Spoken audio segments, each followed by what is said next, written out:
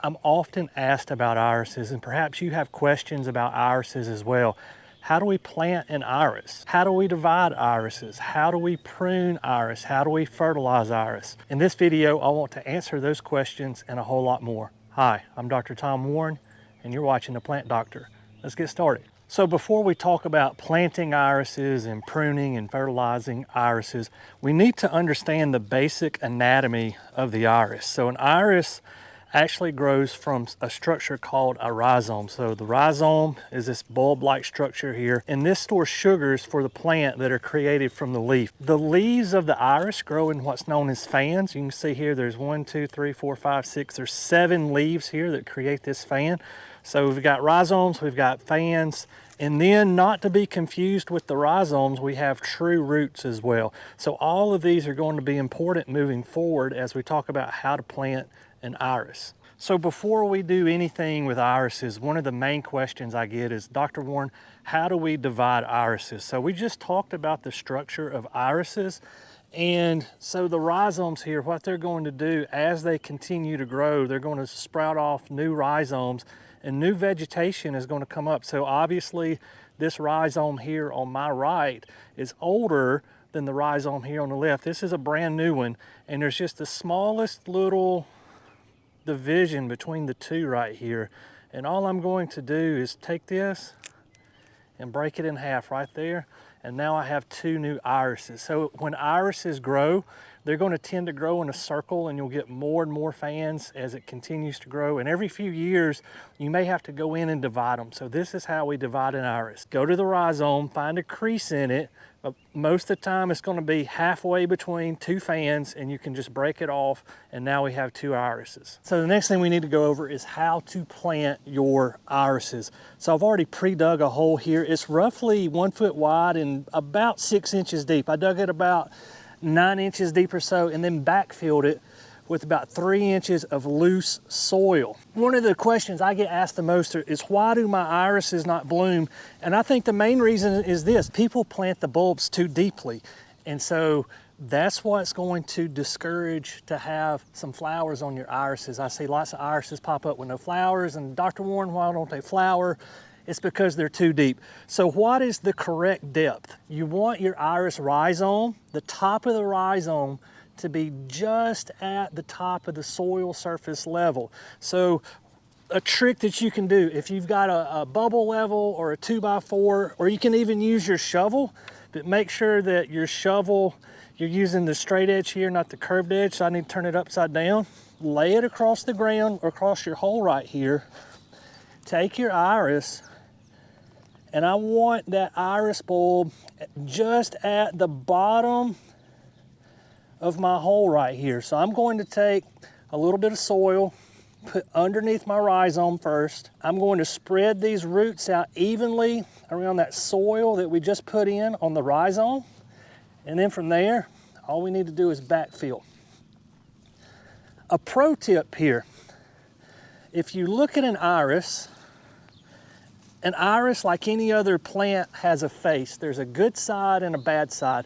And so irises, they fan out like this. So I want the fan facing in a direction that where people are going to see it the most. I don't want to plant it like this because it's not as attractive. And I would encourage you with any plant, whether it's a boxwood or an azalea, look at it 360 degrees, find the best side, and have that side facing where everybody's going to see it. And the same thing applies for the irises here. So place your irises where the fan points out to where people are going to see the fan. So a pro tip with planting your irises: if you live in a really windy area, take a pair of hand snips and just cut off the foliage like this. Because what that tall foliage acts like is a sail. Here where I live up on top of a mountain.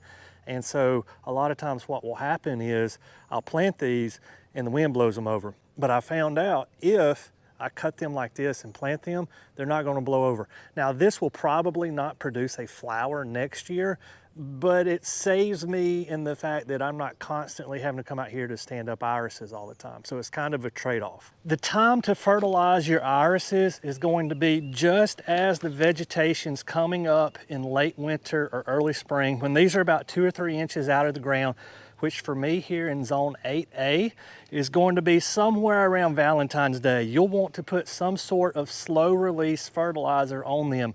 Don't put a quick release fertilizer like Miracle Crow. You don't want the vegetation to stretch and get real leggy on you. I'm a big fan of slow release, so a couple of products here.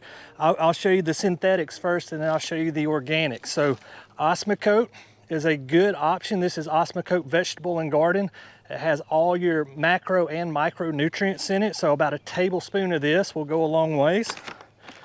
Scott's has a product exclusively for bulbs. So this is a 10-12-10, so 10% nitrogen, 12% phosphorus, 10% potassium. And it has just a little bit of sulfur in it that helps lower the pH a little bit. And so irises, they like just a slightly acidic soil, and that's going to help with the pH of your soil. So Scott's bulb. And then for the organic, Dr. Earth Pure Gold is also good as well. So you're going to put these down at the same time, regardless if it's synthetic or organic. You want to put this down here again, just as the vegetation's coming up, and for me that's going to be somewhere around mid-February. Obviously, if you're further north, that's going to be later. If you're further south, that's going to be a little bit earlier. But here again, just that 2-inch marker growth, and put out a little bit of fertilizer on your irises. The second biggest mistake I see homeowners make why their irises will not bloom is when they prune their irises. A lot of people, as soon as they're done blooming, they want to chop them back. They're like, it's nothing but vegetation, and I don't like the vegetation. I just want to cut them back and let the flowers come back next year. What you need to understand about the iris, let's go back to the anatomy at the first part of the video. There's a rhizome underneath these leaves right here. And so after the flowers die, the vegetation's still there. It's collecting sunlight and creating sugars and storing them down in that rhizome. The rhizome is what's going to provide the energy for the flowers the next year. So the energy needed for the flowers of spring of 2025, this is spring of 2024, so next year's flowers is going to be generated in the months of April, May, June, into July. Once I get to July, I'll prune these back. So that date's going to shift with where you're at. If you're further north than me, here again, I'm zone 8A. It'll be a little bit later. If you're 8B, 9A, 9B on further south, it's going to be a little bit earlier. But the key thing to look for, the vegetation is going to start turning brown from the tips down towards the root. When the vegetation is about halfway brown, so halfway down a leaf, that vegetation has turned brown. At that point, I will go ahead and prune the irises back, and you can see the results here. So this is loaded with flowers. We've got more coming on. It's going to flower for another 2 or 3 weeks. So you've got to plant at the correct height with your rhizome. You need to fertilize at the correct time. And also you need to prune at the correct time. One other thing we need to mention is soil type. So the soils that irises prefer, they don't like to be really saturated or wet. If you've got a heavy clay soil that stays wet all the time, the bulbs are gonna rot. Those rhizomes will slowly but surely decay. You want a moist, well-drained, highly organic soil. And when I use the term organic, I'm not talking about USDA certified organic. I'm talking about a lot of decomposition and leaves and pine straw or mulch or whatever that's breaking down into the soil. They love organic soils. And if you can provide them with that, you're going to do much better. In terms of sunlight, they like full sun to part shade. These are in part shade. They get early morning sun, they get early afternoon sun, and then these trees behind me here in the late afternoon, they shade them off. They do the best here, that part shade, part sun. So 4 to 8 hours of direct sunlight every day, and these things just show out for me. They do great. If you have any questions, please make sure to leave those in the comments.